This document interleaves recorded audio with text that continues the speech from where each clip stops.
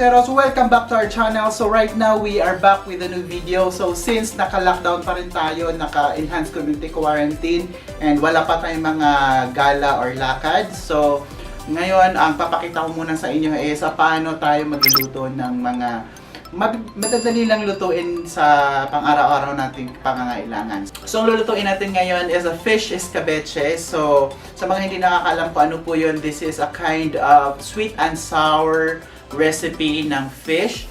So without further ado, simulan na po natin. Ito po yung mga kailangan natin mga ingredients para makapagluto tayo ng fish escabeche.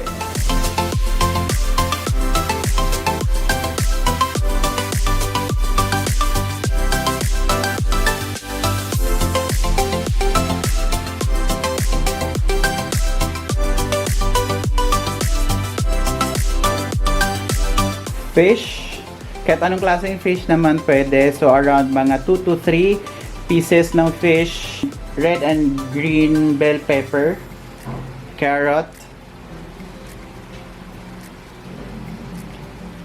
garlic, onion, vinegar, black peppercorn, and of course, cooking oil. So again, yung gagawin natin sa fish, hiwain lang natin sa gitna. Yan. And then, para may konting lasa, lagyan ho natin ng konting asin. And then, set aside muna natin habang piniprepare natin ang iba pang ingredients. Okay, for the bell pepper, tanggalan lang natin siya ng mga buto. Chop natin siya into stripes. Kayo na bahala kung gaano kalaki yung stripes nyo.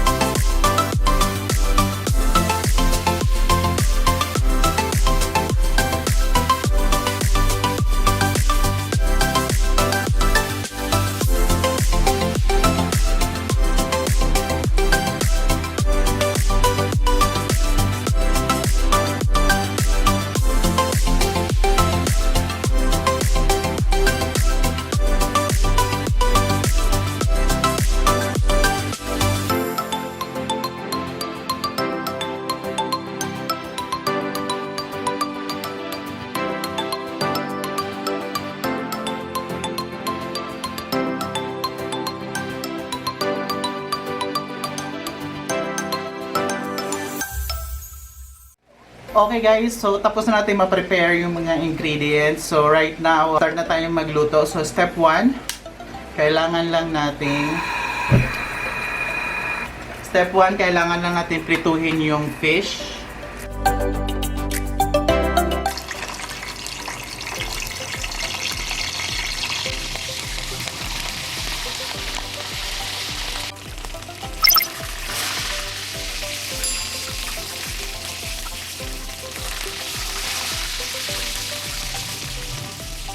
Ayan, luto na po siya. I-set aside lang muna natin to. So, lagi ko nilalagay pag nagpiprito ako, nilalagay ko siya sa ibabaw ng tissue para ma-absorb ng tissue yung mga excess oil.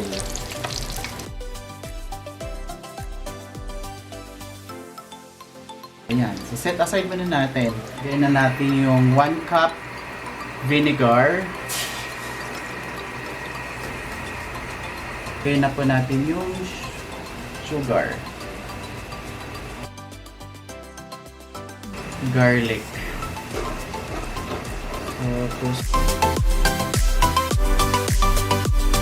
pwede na natin ilagay yung bell pepper, onions,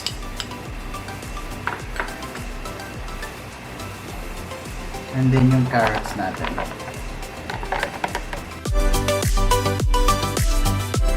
Then hayaan lang natin na maluto yung carrots, onions, and bell pepper.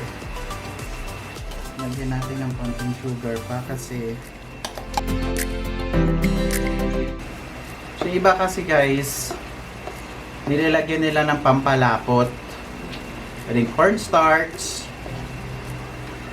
Ako ayaw kasi ng may malapot sa escabeche. So as is lang siya. Pwede, it's your choice. Pwede nyo naman din lagyan. So itabi lang natin. After nyan, ibalik na natin yung fish.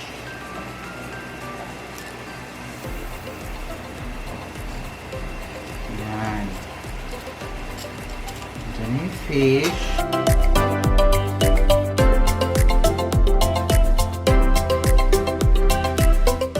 Tapan nyo lang siya.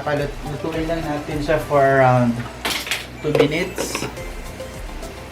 So, ready to serve na po yan. So yan guys, luto na po siya. Yung plate po natin.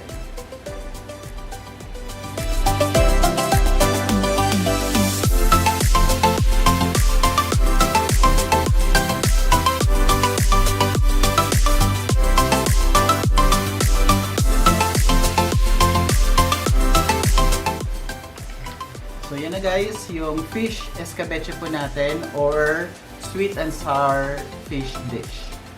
So yun guys, ito na po yung fish fish escabeche. So luto na po siya. Ayan, this is good for 3 to 4 person. So right now, gagawin natin, mag-photoshoot lang tayo for the thumbnail and pang-upload natin social media.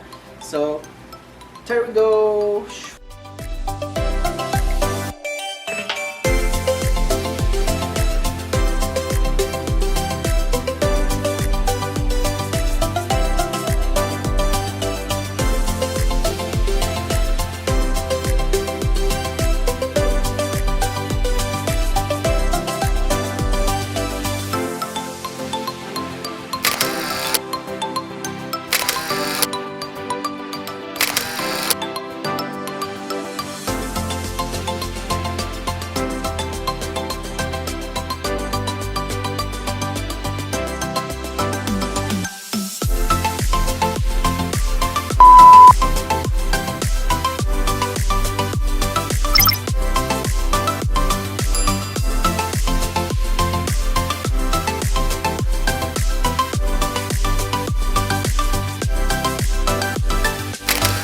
Okay na, tapos na. Bye! Thank you for watching and see you on our next video.